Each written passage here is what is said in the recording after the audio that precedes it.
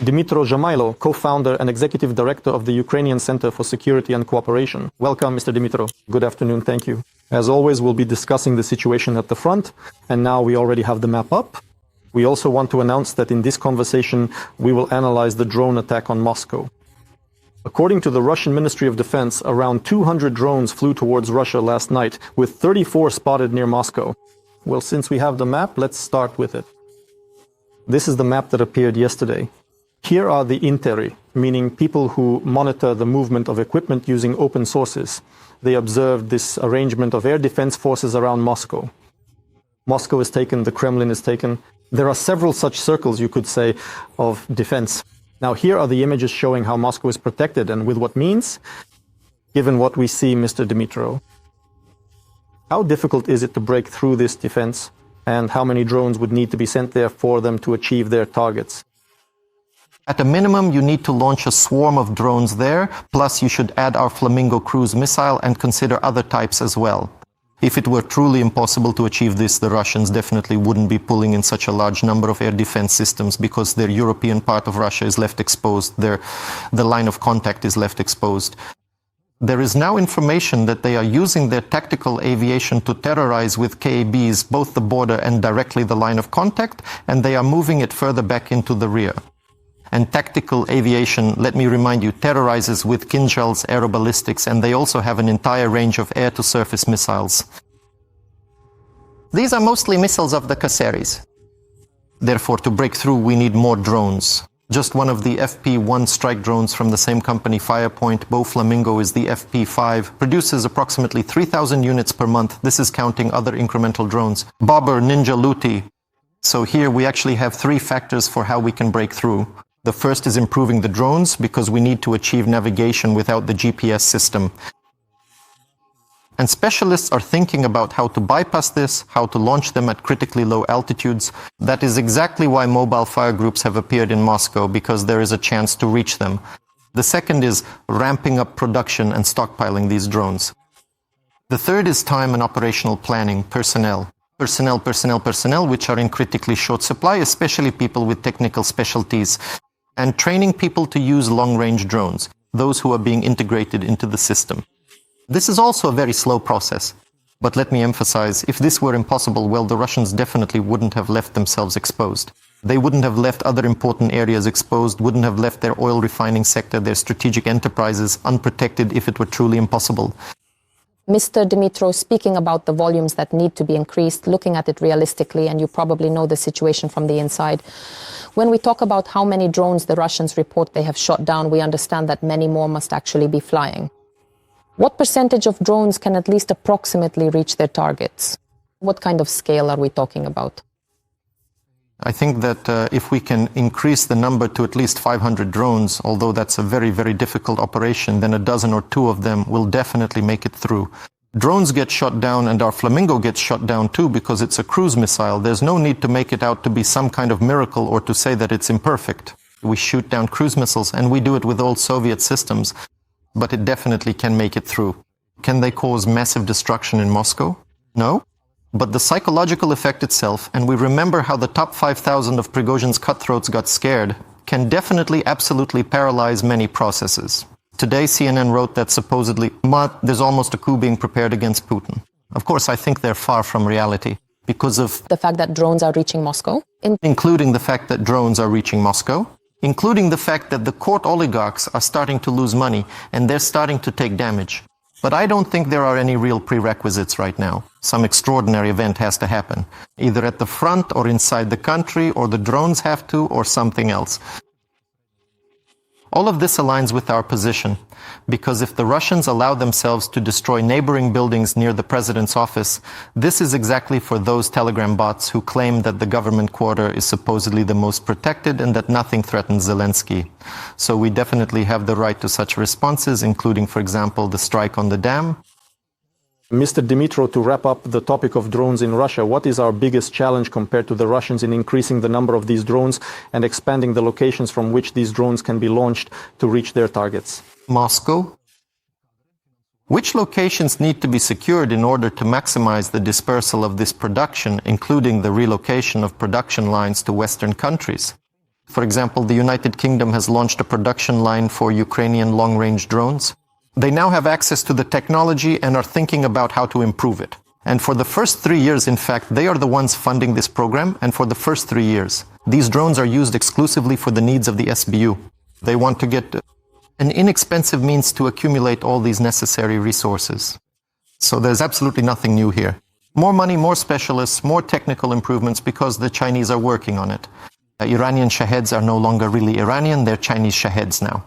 According to various estimates, the internal components make up from 60 to 90%. They're constantly chasing after this. The first Shaheds were dual channel and were easily jammed by electronic warfare.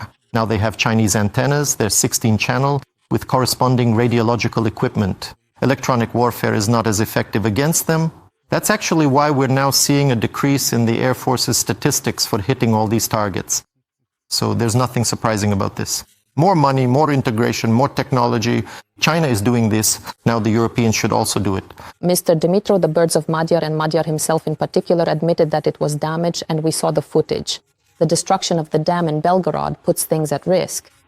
The presence of some Russian military positions, particularly in the Kharkiv region, is being threatened by flooding. And tell me, please, what could we have potentially used to strike this dam? Because to strike a dam, we all understand that it has to be something very powerful.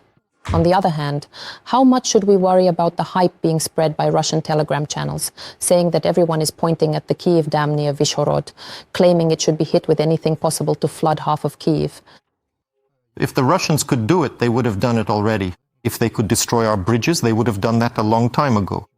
And let me remind you that in the first days of the full-scale invasion, there was information circulating that the defense forces were preparing to destroy the bridges between the right and left banks of Kyiv. Or rather, with almost every attack, something is flying there.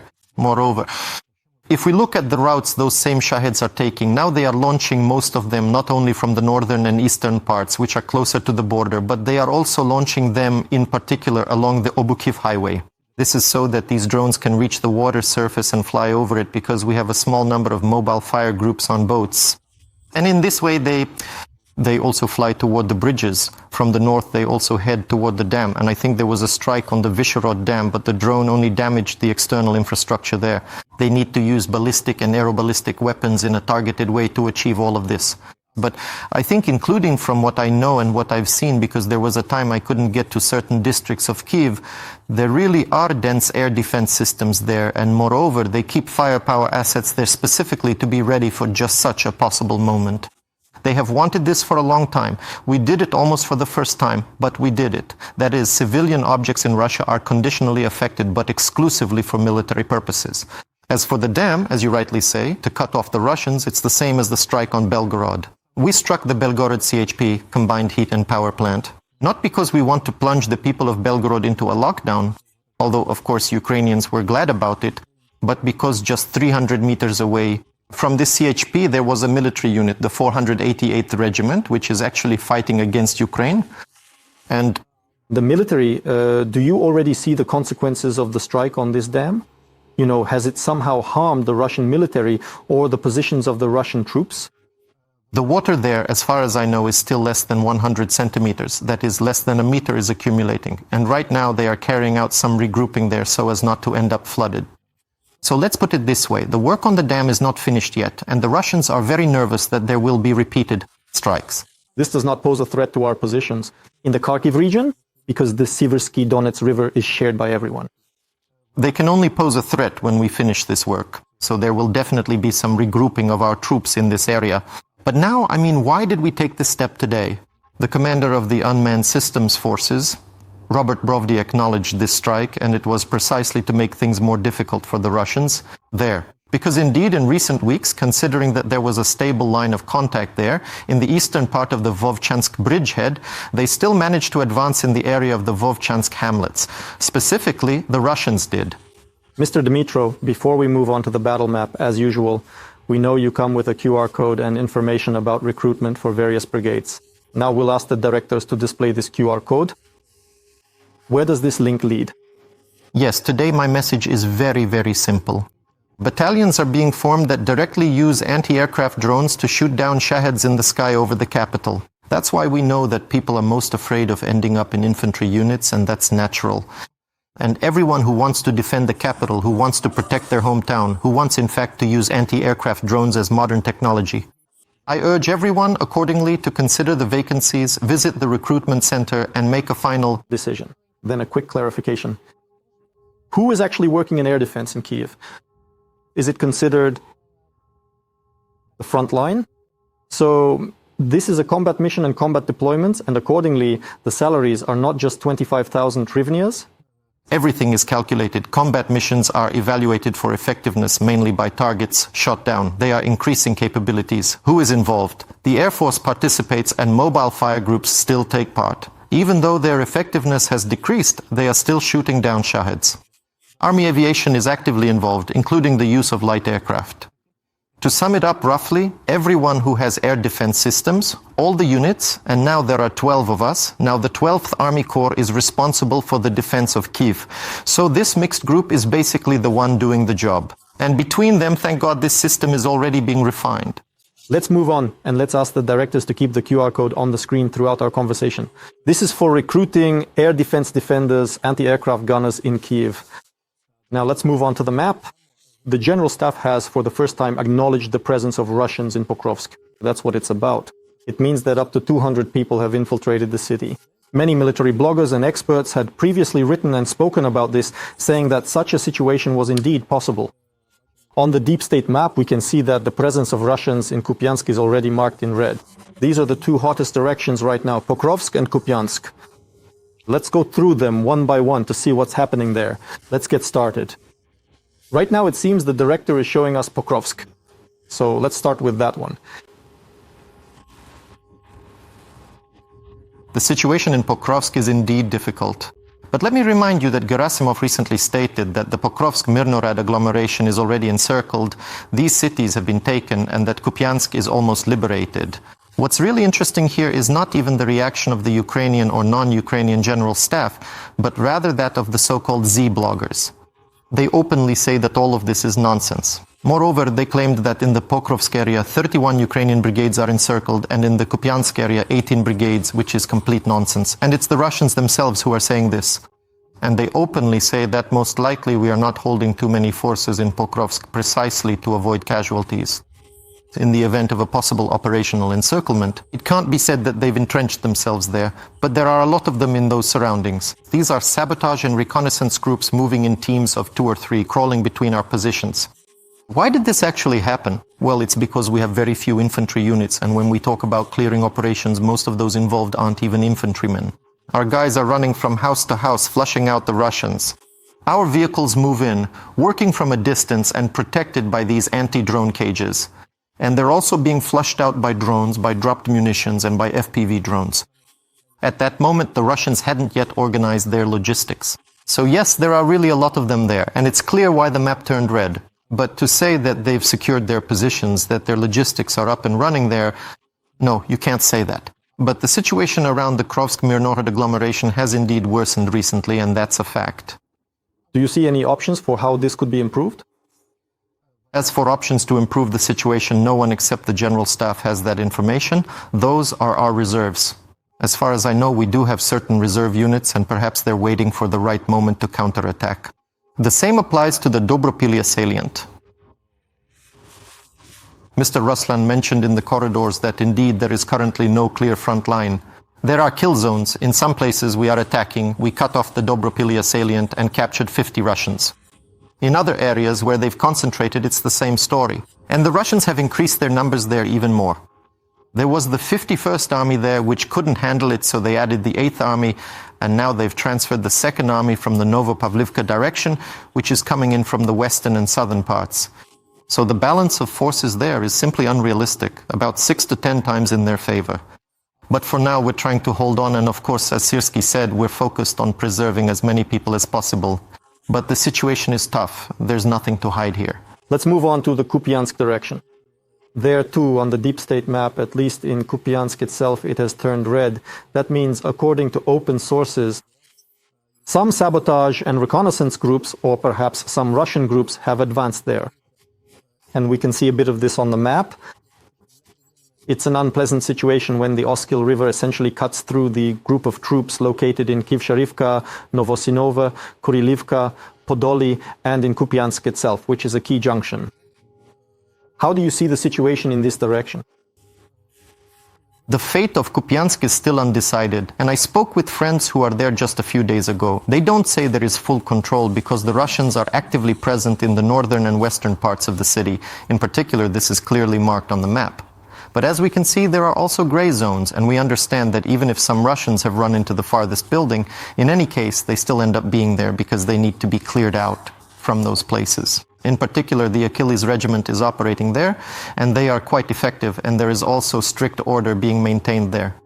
The biggest problem that prevents us from effectively driving the Russians out is that there are still up to 800 civilians left there who come out from time to time, have some needs, some everyday necessities, and the Russians take advantage of this.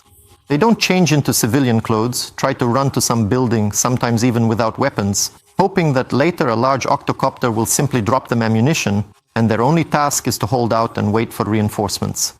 Some of these positions are being reinforced, some we are destroying, and we are eliminating all these positions. But to be clear, there is a complete intermingling of Ukrainian and Russian positions there.